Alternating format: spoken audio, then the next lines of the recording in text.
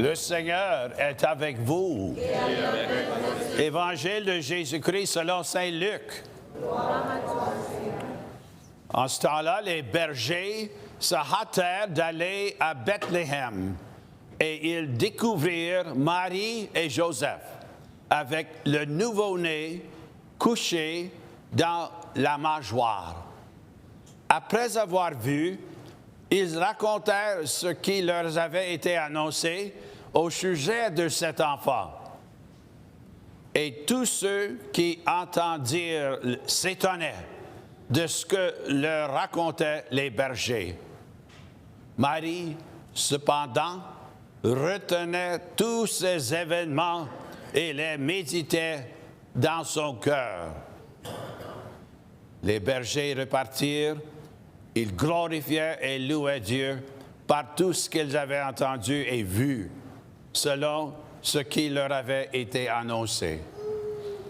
Quand fut arrivé le 8e jour, celui de la circoncision, l'enfant reçut le nom de Jésus, le nom que l'ange lui avait donné avant sa conception.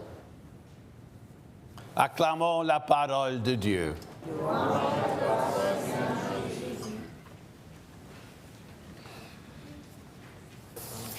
Oh, si vous voulez. Oui, merci.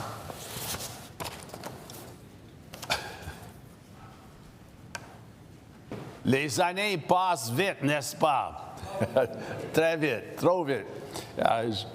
En rentrant dans le champ d'entrée, je me suis passé souvent des temps passés que j'étais ici avec le Monseigneur Noël et ensuite avec Oscar Martin. Vous vous rappelez de ces beaux gars-là? Et c'était une belle expérience ici à Saint-Jérôme. Tandis que je venais à un ministère à F.J. Brennan. Dans ce temps-là, on avait 2 écoles catholiques secondaires, l'Assomption et Brennan. Maintenant, nous en avons 8 catholiques anglais. Non, je ne compte pas là, les 2 écoles secondaires françaises. Alors, les temps passent vite, les années passent vite, et je vous invite aujourd'hui de faire, parce que l'année passe tellement vite, de faire il y a 2-3 points aujourd'hui que je veux faire. Le premier se concerne à ce que Marie, en ce jour où nous célébrons Marie comme Mère de Dieu, Mère de Jésus, le Fils de Dieu, notre Mère, comme vous savez. Cependant, Marie retenait tous ces événements et les méditait dans son cœur. Alors, je vous invite à faire ce que j'espère de faire souvent, moi aussi, de m'arrêter. Il faut s'arrêter parce que la vie, elle passe vite, n'est-ce pas, comme on a déjà dit. Et elle passe très vite. Alors, il faut s'arrêter. Il faut s'arrêter, prendre un petit coin dans la maison, une petite chaise, et fermer la télévision et essayer de réfléchir, de penser, de méditer, de prier. To take en anglais, on dit the deep breaths, you know, dans notre corps. Il faut faire ça parce que les années passent trop vite. Marie retenait tous ces événements. On essaie de l'imiter et de méditer sur les événements qui se passent dans la vie autour de nous chaque année. Nous sommes, je continue maintenant, bienvenue à une année qui finit encore et au début d'une nouvelle année qui commence aujourd'hui. Et je veux partager avec vous deux mots que je crois sont importants. Le premier mot que j'ai écrit ici, c'est le premier mot, c'est gratitude. Gratitude. C'est avec gratitude que nous regardons en arrière, n'est-ce pas, l'année ancienne, l'ancienne année. Même si on a passé des difficultés, chaque année, il y a des défis, chacun et chacun à nous. Peut-être vous avez perdu un époux, une épouse, un enfant peut-être. un ami, des amis. Il y a toujours des défis dans chaque année.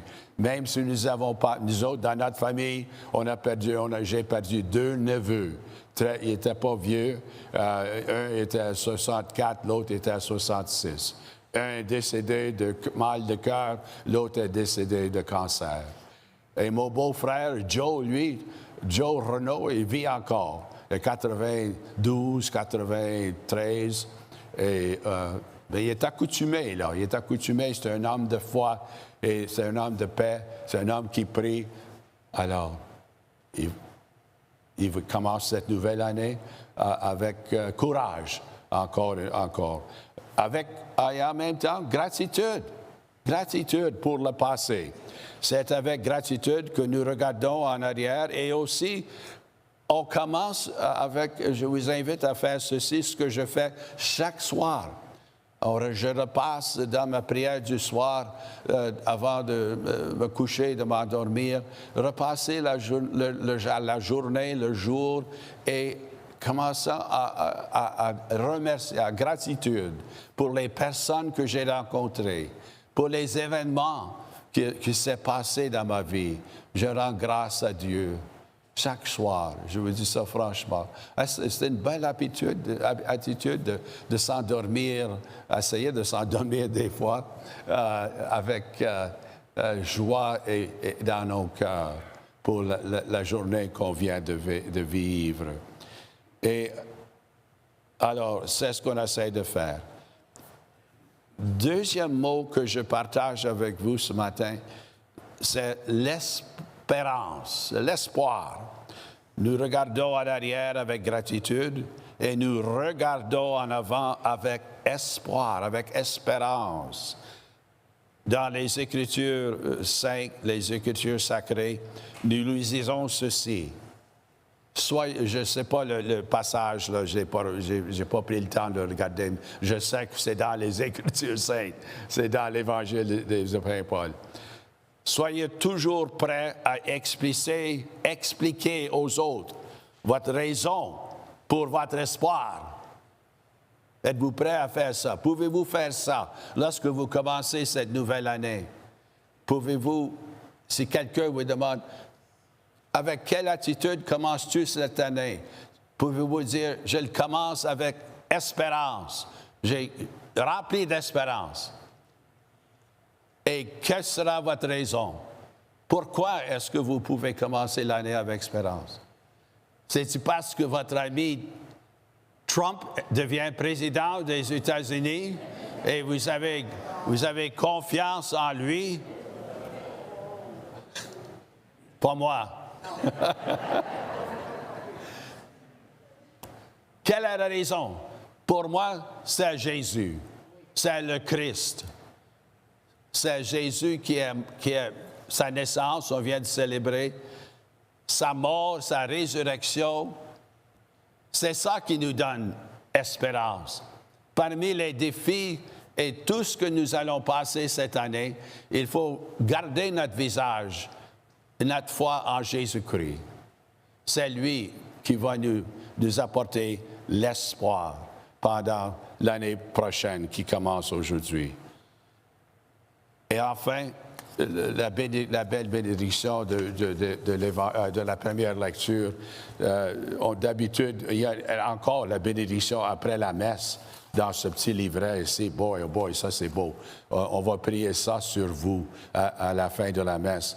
Mais maintenant, je veux, en fin de cette homélie, faire sur vous une belle prière pour le premier jour de l'année de la première lecture.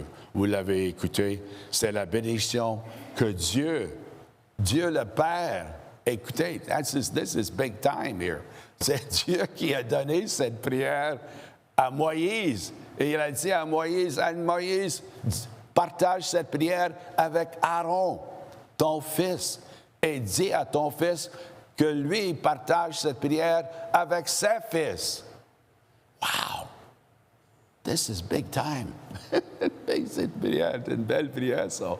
Alors, je dis cette prière sur vous ce matin, à la fin de cette homélie, et c'est une prière qu'on peut répéter souvent, non seulement au début d'une nouvelle année, mais vous pouvez prier ça sur vos enfants, vos petits-enfants, sur votre époux, votre épouse, sur votre paroisse ce matin. Que le Seigneur te bénisse. Que le Seigneur vous bénisse. Que le Seigneur vous bénisse et vous garde. Que le Seigneur fasse briller sur vous, sur toi, sur vous ton visage, son visage, excusez. Qu'il te prenne en grâce.